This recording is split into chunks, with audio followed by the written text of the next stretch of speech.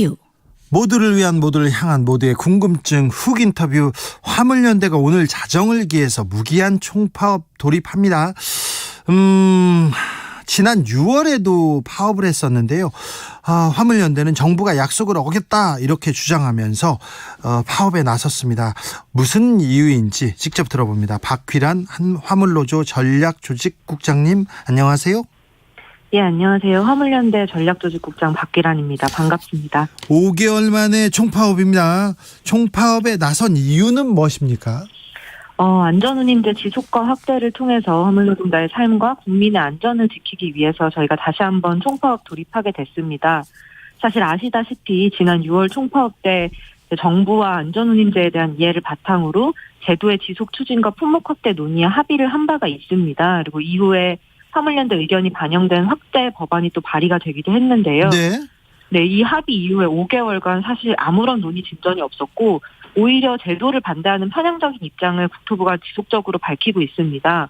심지어는 제도 폐기 수준의 계약 입법안까지 발의가 된 상황이어서 저희가 좀 안전운임의 일모를 한 달 앞둔 시점에서 제도 지속과 확대를 통해서 좀 도로 안전을 지키기 위해서 좀 부득이하게 파업을 결정할 수밖에 없었습니다.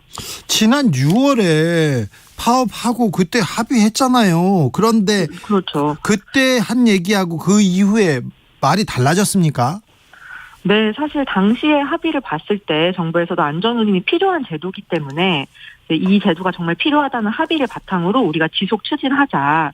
그리고 품목 확대에 대해서는 당장 이 자리에서 결정할 수는 없지만 어떻게 확대를 해나갈지 앞으로 논의해 나가자. 여기에 대해서 합의를 한 거예요. 근데 사실 합의 바로 직후부터 여러 가지 장차관 발언이라든지 이런 걸 통해서 제도의 취지를 국토부가 계속 부정을 하고 있고요. 심지어는 얼마 전에 있었던 국회 보고에서 엄영수 2차관이 안전운임제는 시장경제와 맞지 않는 법이다. 아예 제도 취지를 부정하고 좀 제도 폐지를 암시하는 발언까지 좀 하고 있습니다. 이런 것들을 봤을 때 정부에서 그 안전운임이 필요하다는 합의를 뒤집고 또 제도를 지속하거나 혹은 품목 확대를 논의하겠다는 합의를 다 뒤집고 일몰제 폐지도 안 된다. 품목 확대도 안 된다. 이런 자체적인 결론을 내렸기 때문에 저희가 봤을 때는 당시 합의가 완전히 부정됐고 그렇기 때문에 화물연대가 다시 한번 총파업에 들어갈 수밖에 없었다. 이렇게 말씀을 좀 드릴 수 있을 것 같아요. 정부에서 일몰제 폐지 안 된다 이렇게 얘기한다는데 일몰제 폐지 연구 이 말이 무슨 말입니까? 안전운임제가 2018년에 도입이 돼서 2020년부터 지금 적용이 되고 있습니다. 근데 당시에 제도를 도입할 때 보수야당과 자본의 반대가 정말 심했습니다. 그래서 당시 그런 반대로 3년 일몰제로 도입이 됐어요. 이거는 법 개정 없이는 3년 동안 시행을 하고 2020년부터 22년까지 시행하고 올해 12월 30일에 폐지되는 법으로 도입이 된 거죠. 네. 당시에 도입되던 시점에서는 국토부가 당시 도입을 좀 추진했었기 때문에 제도가 필요한 게 사실이지만 시장에서 혼란이 발생할 수도 있기 때문에 우선 3년 일몰제로 도입한 후에 이 효과를 보면서 확대를 시켜 나가자 이런 취지로 3년 일몰제 도입이 됐고요. 그래서 현재는 법 개정을 해야만 이 제도가 좀 이후에도 계속 지속될 수 있는 상태라고 보시면 될 것 같아요. 그러면 안전운임제 올해 말에 종료된다는 거죠? 네, 그렇습니다. 그래서 이거는 막아야 된다, 이건 안 된다 지금 화물연대에서 얘기하는 거고요. 네, 일몰제 폐지와 또 제도를 점점 확대시켜 나가야 된다. 이렇게 주장을 좀 하고 있습니다. 그런데 6월까지만 해도 그래 정부도 화물연대 얘기를 듣겠다. 조금 더 제도를 개선하겠다 하다가 이제 입장을 바꾼 상태다 이거죠? 네, 맞습니다. 지금 물류 대란이 코앞인데 원희룡 국토부 장관은 안 보여요. 뭐라고 합니까? 장관이 사실 오늘도 원희룡 장관 담화문이 있었고요. 네. 어제도 또 그 국토부 유튜브를 통해서 이제 담화문 같은 걸 좀 발표를 했습니다. 강경대응 얘기만 하던데요. 네, 맞습니다.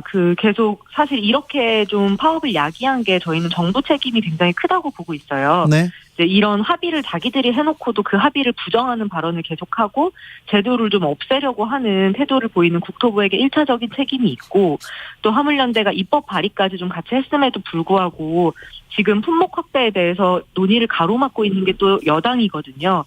이런 정부와 여당이 짝짝꿍이 돼서 사실은 제도를 없애려고 하는 게 저희가 이번 파업을 돌입한 원인이자 배경인데 네. 여기에 책임이 있는 사람들이 본인들의 책임은 회피하면서 화물연대가 무리한 요구를 하고 있다. 네. 우리는 잘못한 게 없다. 엄격 대응하겠다라고 말하는 게 사실은 굉장히 유감이고 국토부와 여당이 자신들의 책임부터 먼저 돌아봐야 되는 것이 아닌가 이렇게 좀 생각을 하고 있습니다. 원희룡 장관 완전 운임은 명목이고 그냥 임금 올리겠다는 것으로밖에 안 보인다 이렇게 얘기하던데 여기에 대해서는 어떻게 생각하세요? 사실 그 부분에 대해서는 좀 저희가 봤을 때는 거짓말로밖에 보이지가 않아요. 왜냐하면 이 안전운임을 벌써 3년째 시행하고 있지 않습니까? 그리고 이 안전운임 제도가 정말 안전에 효과가 있느냐 없느냐를 가지고 굉장히 여러 가지 연구들이 있었습니다. 화물연대 쪽에서도 연구를 진행을 했고요. 국토부에서도 주무부처로서 한국교통연구원의 연구 용역을 줘서 연구를 진행한 바가 있는데요. 근데 이게 다른 연구가 아니라 바로 국토부 자신이 한 연구에서도 안전의 측면에서 효과가 있다는 게 드러나고 있거든요. 예를 들면 제도를 시행한 이후에 제도 시행 대상이 되는 화물 노동자들 사이에서 노동시간이 대폭 감소했다거나 아니면 그 12시간 이상씩 하루에 일하는 초장시간 노동이 줄어들었다거나 아니면 시멘트의 경우에 과적이 굉장히 심해서 사고율이 빈번했는데 이런 과적이 줄어들었다는 연구 결과가 국토부의 연구 용역에서도 이미 증명이 되고 있습니다. 그런 것들을 쏙 빼고 마치 안전에는 아무런 효과가 없는 것처럼 얘기하는 게 참 자기들이 연구한 것의 결과마저 무시하고 화두편을 들어주는 게 도대체 무슨 이유인 건지 사실 저희는 이해도 가지 않고 네. 좀 이런 것들을 좀 받아들일 수 없다는 게 저희의 입장입니다.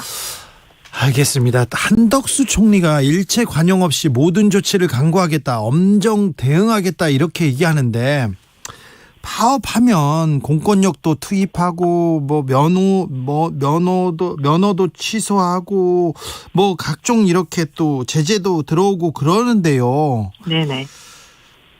그래도 파업에 나설 수밖에 없었습니까? 네, 사실 그 화물 노동자들 입장에서는 사실 지금 벼랑 끝까지 놓여 있다고 말씀을 드릴 수밖에 없을 것 같아요. 그 고유가 대란이 터진 지 벌써 6개월 이상 되지 않았습니까? 네. 그런 고유가 좀 감당하기 어려운 수준의 고유가가 벌써 6개월 이상 지속이 되고 있고요. 또 최근에 물가가 인상이 되면서 가장 밑바닥에서 그 타격을 고스란히 받아내고 있는 게 바로 화물 노동자들입니다. 네.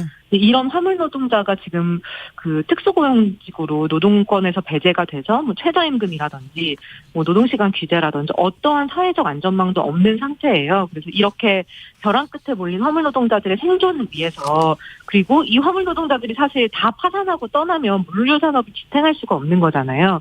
그래서 이 국가 경제에 굉장히 중요한 산업인 물류산업의 안전과 발전을 위해서는 저희가 좀 희생을 각오하고서라도 이번에 안전운임을 없애는 이런 자본의 시도를 막아내고 제도를 좀 유지하고 확대시켜 나가는 게 필요하다라는 좀 결론이 있었습니다. 그래서 여러 가지 우려가 있고 또 화물 노동자들이 사실 파업에 참여하는 게 굉장히 어려운 일이거든요. 어렵죠. 힘들죠. 포기하면서까지 네. 가뜩이나 지금 경기가 안 좋아서 이제 수입이 줄어든 상태인데 거의 일주일, 2주일씩 생업을 포기하면서까지 하는 게 정말 어려운 일인데 그런 공감대가 있는 거예요. 이번에 이 제도를 지켜내지 못하면 네. 우리 다 죽는다. 예. 이제 다음번 그다음번은 없고 그나마 이 안전운임제가 확대될 거라는 믿음을 가지고 사실 지난 6개월 동안 굉장히 어려움에도 불구하고 버텨냈는데 그게 아니라 제도가 전혀 확대되지 않고 심지어 있는 제도마저 없어진다면 더 이상 이 화물운송 시장에 남아있을 수가 없다라는 게 대부분의 의견이기 때문에 좀 파업에 돌입했다. 이렇게 좀 이해를 해주시면 좋을 것 같습니다. 국장님, 파업은 노동자들의 마지막 카드지 않습니까? 네, 그렇습니다. 피하고 싶은 그런 카드인데 파업 전에 조금 얘기를 더 해보지는 않았습니까? 정부하고 물밑 교섭 없었습니까? 사실 저희 입장에서는 어떻게 해서든지 파업을 가장 피하고 싶은 게 사실 노동자들일 것 같아요. 그래서 저희 입장에서도 국토부에 계속 그 대화를 요청을 했고요. 실제로 교섭도 한두 차례 진행이 되기는 했습니다. 그런데요. 네, 근데 총파업을 일주일 앞두고 진행한 지난 교섭에서 사실 국토부가 우리는 일몰제 폐지 불가능하다. 품목 확대 불가능하다. 이런 입장만 통보를 했고요. 여기에 논의의 여지는 전혀 없다라는 게 국토부 의견이었습니다. 심지어는 얘기를 해야지.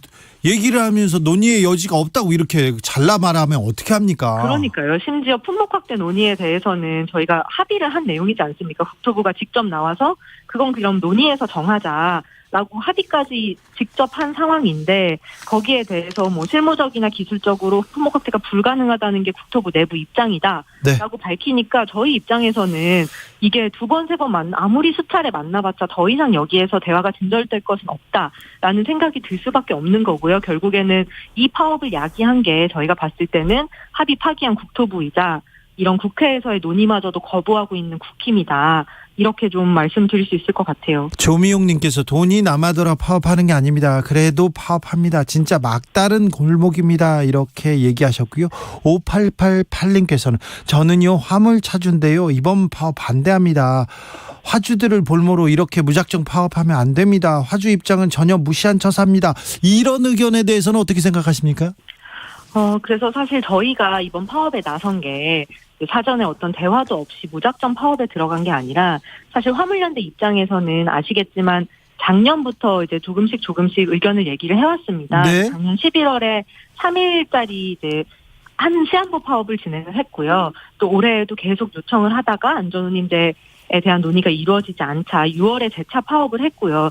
그렇게 파업을 해서 사실 결론이 안 났음에도 불구하고 우리가 논의와 대화를 통해서 풀어나가야 하기 때문에 당시에도 파업을 유보하고 국토부와 합의를 이룬 바가 있습니다. 근데 이 화물 노동자의 유일한 사회적인 안전망인 이 안전운임제가 지금 일모를 한 달 남겨놓고 사실상 정부와 국회가 여당이 폐기의 수순을 밟고 있기 때문에 좀 부득이하게 파업에 돌입할 수밖에 없었다는 걸 말씀을 드리고 싶고요. 또 네. 화물연대가 요구하는 이 안전운임제가 비단 뭐 운송료를 몇 푼 올려줘라, 수입을 더 올려줘라 이런 요구가 아닙니다. 이렇게 그 적정 수입을 보장해야만 도로의 안전, 화물 노동자의 안전이 보장될 수 있고 또 이 물류 산업도 장기적으로 봤을 때 적정 운임이 보장되고 노동자들이 안정적으로 위험하지 않게 운행할 수 있어야 또 산업이 건강하게 발전하고 지속하지 않겠습니까?